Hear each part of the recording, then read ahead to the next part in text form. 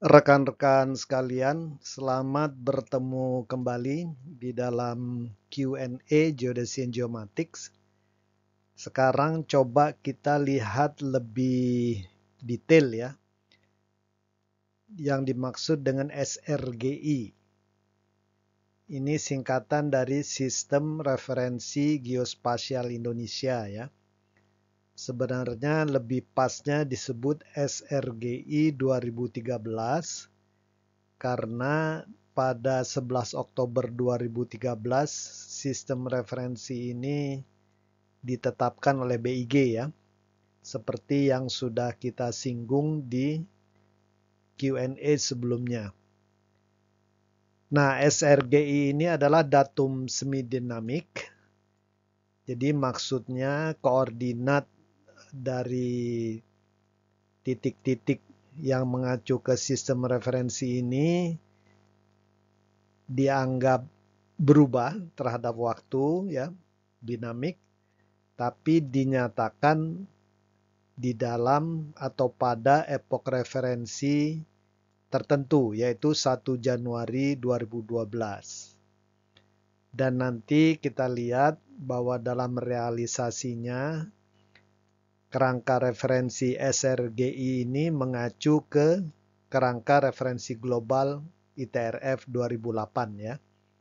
Ini pada saat ditetapkan 2013.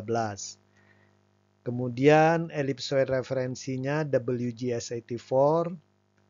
Tentunya kita menggunakan parameter ellipsoid WG84. Nah, ini jadi catatan ini ya. Jadi kalau ada versi baru dari ITRF, maka SRGI 2013 akan secara otomatis diperbaharui ya. Dan nanti kita lihat memang di tahun 2021 BIG pun mengupdate ini ya.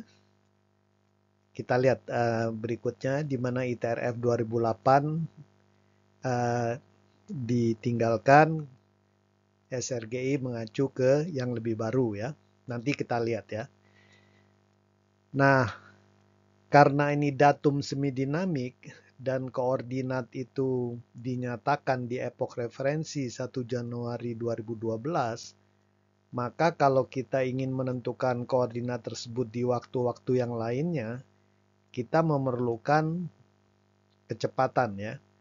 Kecepatan dari titik-titik tersebut di dalam sistem referensi geospasial ini. Nah, oleh sebab itu nanti kita perlu model kecepatan ya, atau istilahnya kadang-kadang dalam datum semidinamik dinamakan model deformasi. Nah, model deformasi ini menggabungkan pergerakan akibat adanya tektonik lempeng motion ya, pergerakan tektonik lempeng, tapi juga memperhitungkan deformasi terkait gempa ya, terutama koseismik dan posseismik ya. Jadi pada saat gempa dan sesudah gempa. Nah, ini harus ditentukan. Nah, tentunya nanti kita lihat penentuan model kecepatan, model deformasi untuk seluruh Indonesia ini tidak mungkin dilakukan oleh user ya. Jadi yang harus menyediakan nanti memang ya pemerintah ya, dalam hal ini Badan Informasi Geospasial ya.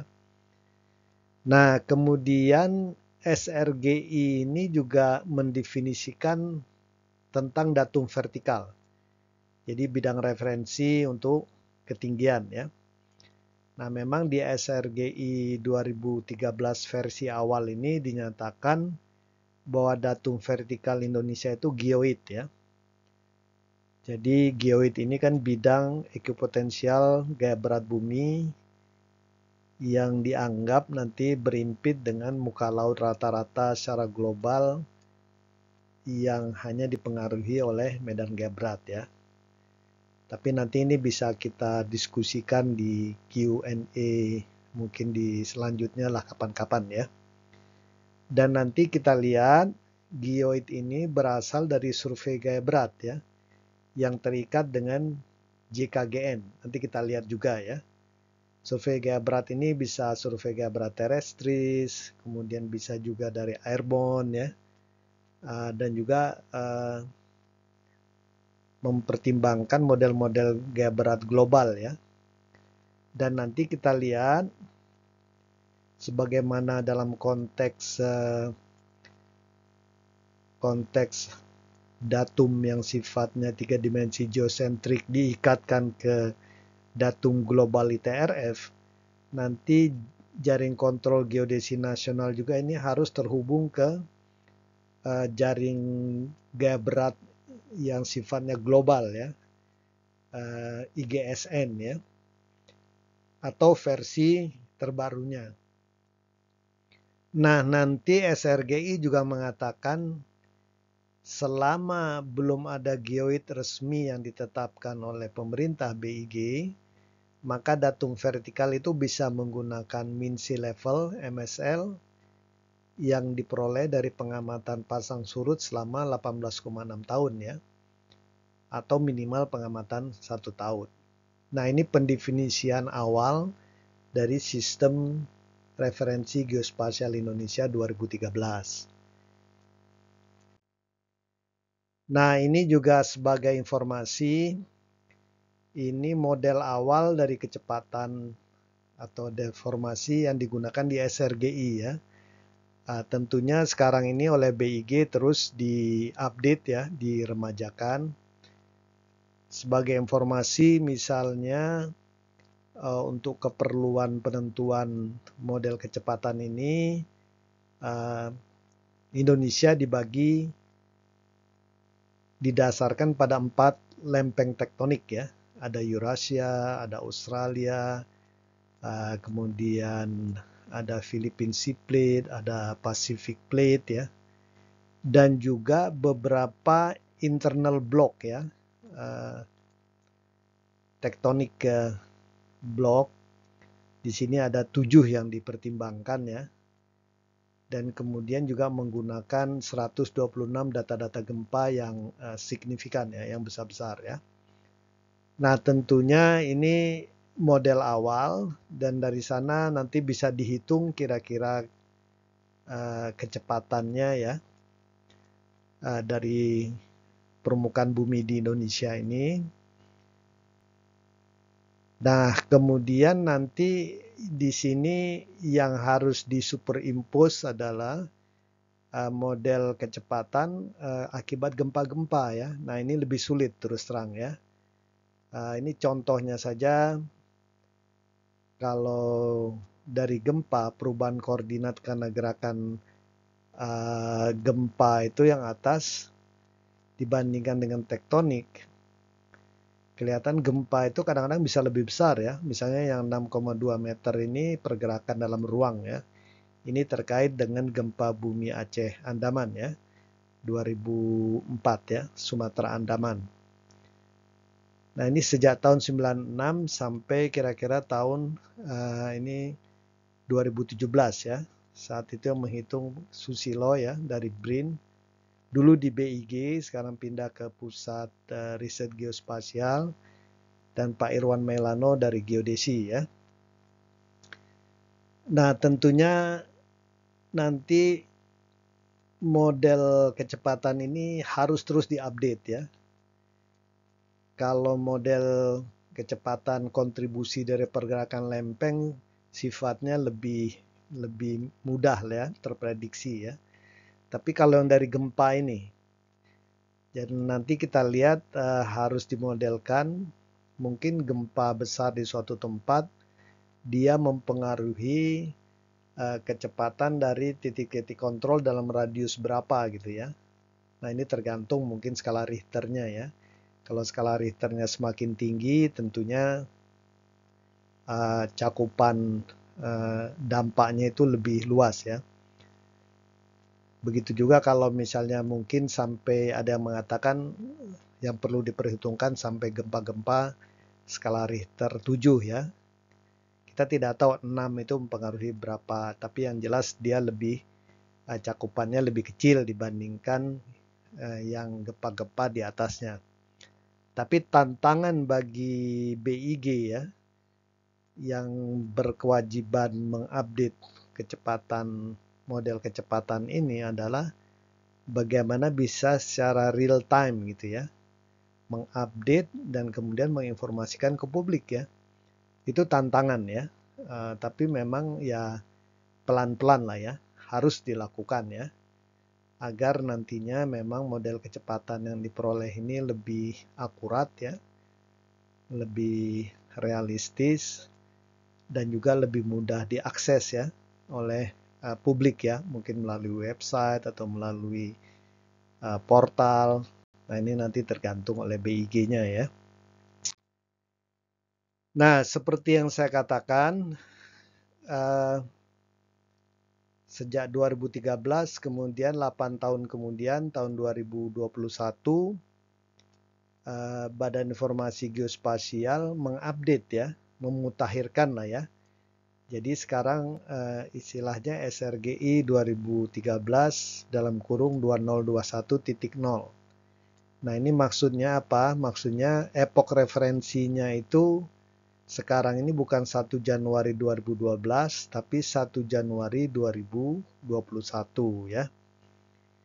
Dan kerangka referensi globalnya bukan ITRF 2008, tapi ITRF 2014, di mana ITRF 2014 ini sebenarnya punya epoch referensi juga ya, 2010.0 ya, 1 Januari 2010. Kalau ITRF 2008 itu epoch referensinya 2005 ya. Jadi memang kalau kita bekerja dengan sistem referensi datum, hati-hati terhadap parameter waktu ya. Kapan koordinat itu direferensikan, dinyatakan ya. Dan juga kerangka referensi global kita itu koordinatnya pun juga punya epoch referensi ya. Jadi ini harus hati-hati ya. Kita harus main transformasi koordinat antar waktu ya. Nah, kemudian bagaimana dengan koordinat-koordinat yang sudah ditentukan dalam SRGI 2013 yang 2012.0 epoch referensinya ya. Nah, di sini BIG memberikan istilahnya parameter transformasi lah ya. Jadi nanti kita harus mentransformasikan kerangka referensi global yang awal yaitu ITRF 2008 ke ITRF 2014 ya, pada epoch 2012. Nah, kemudian sesudah itu transformasi dari epoch 2012 ke 2021 menggunakan model reformasi yang dari BIG ya. Kita lihat di sini kalau dari ITRF 2008 ke 2014 pada epoch 2012 itu enggak terlalu besar ya. Kita lihat rotasinya 0 dan translasinya ordenya mili ya. Faktor skala juga mendekati 1. Tapi memang nantinya ini model deformasi yang dibangun untuk Indonesia dari 2012 ke 2021. Nah, ini yang tantangannya ya. Jadi permasalahannya nanti di poin ini ya. Karena ini tergantung kita. Kalau yang di atas ini sudah ditentukan oleh secara global ya. Oleh AIRS. Nah, ini lebih inilah.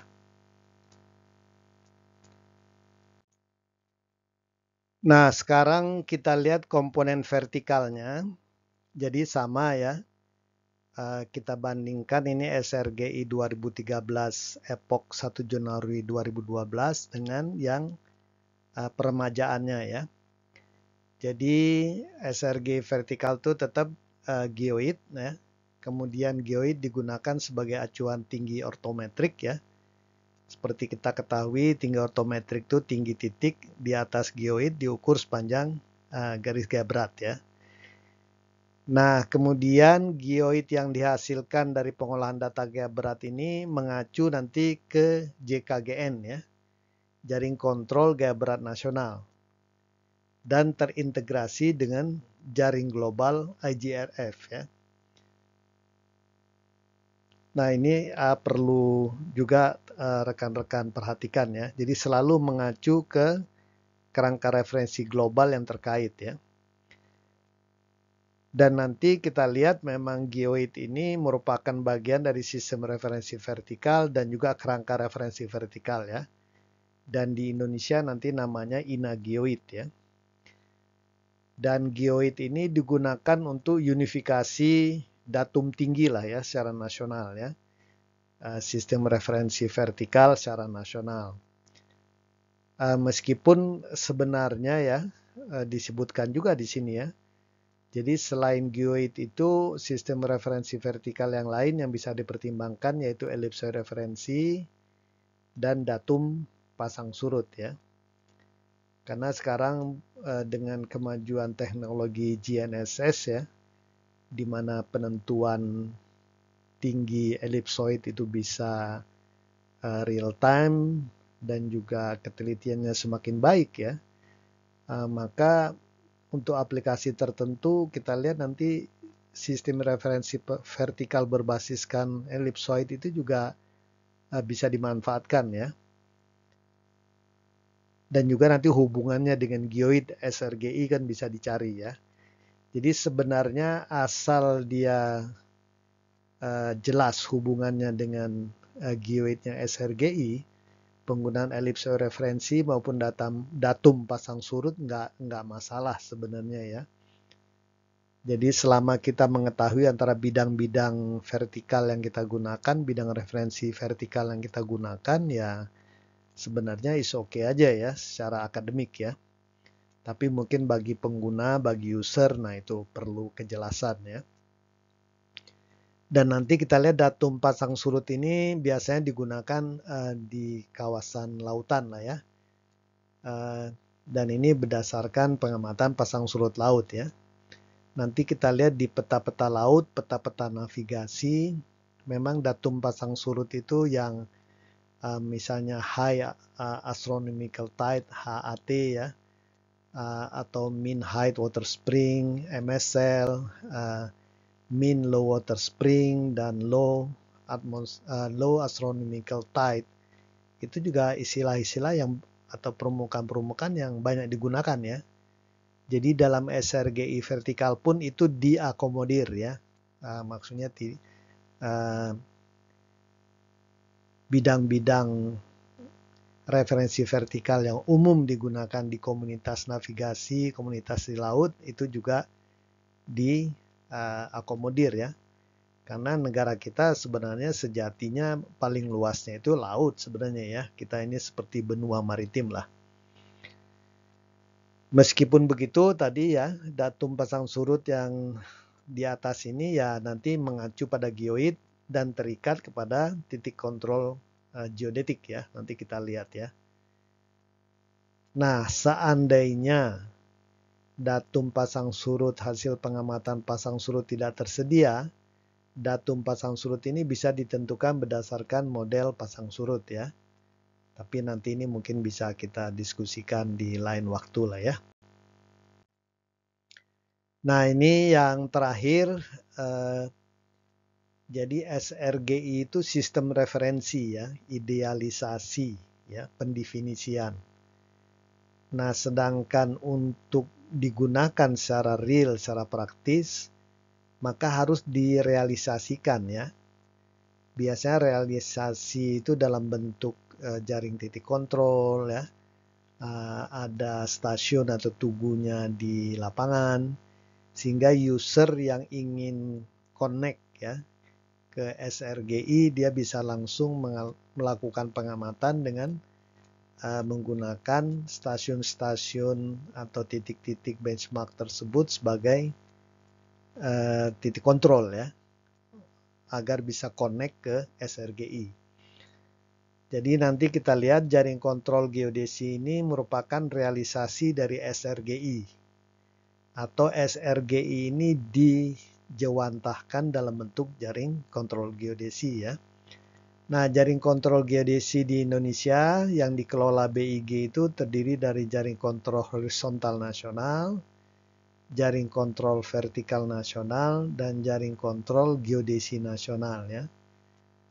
Di mana nanti ini untuk merealisasikan SRGI komponen horizontal dan vertikal ya. Meskipun sebenarnya istilah horizontal vertikal ini, yang horizontal ini nggak pas lagi ya.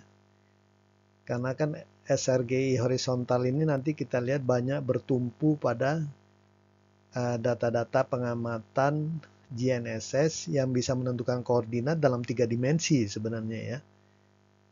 Jadi sebenarnya istilahnya ini karena sudah di undang-undangnya horizontal ya, tapi sebenarnya 3 dimensi ya secara ini, 3 dimensi XYZ ya.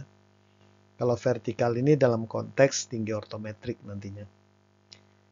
Jadi nanti kita lihat SRGI horizontal itu harus ada sistem referensi koordinat, harus ada kerangka referensi koordinatnya ya. Nah ini yang perlu direalisasikan oleh Badan Informasi Geospasial yang bertanggung jawab ya. Kemudian ada datum geodetik, tentunya sudah didefinisikan, dan harus ada model kecepatan ya, model deformasi. Nah, kalau SRGI vertikal nanti realisasinya dalam bentuk geoid yang namanya itu inageoid ya. Nah, ini nanti kita lihat di pertemuan berikutnya lebih detail lah ya, masalah realisasi SRGI ini. Dan yang penting nanti kita lihat bahwa penyelenggaraan informasi geospasial oleh kementerian, lembaga, daerah itu secara undang-undang harusnya mengacu ke SRGI 2013 ya. Pihak-pihak swasta juga nanti otomatis diharapkan mengacu ke SRGI 2013. Mungkin itu saja kali ini. Nanti kita di pertemuan berikutnya kita bahas lebih detail lah ya. Bagaimana bentuk realisasi dari SRGI ini. Terima kasih. Wassalamualaikum warahmatullahi wabarakatuh.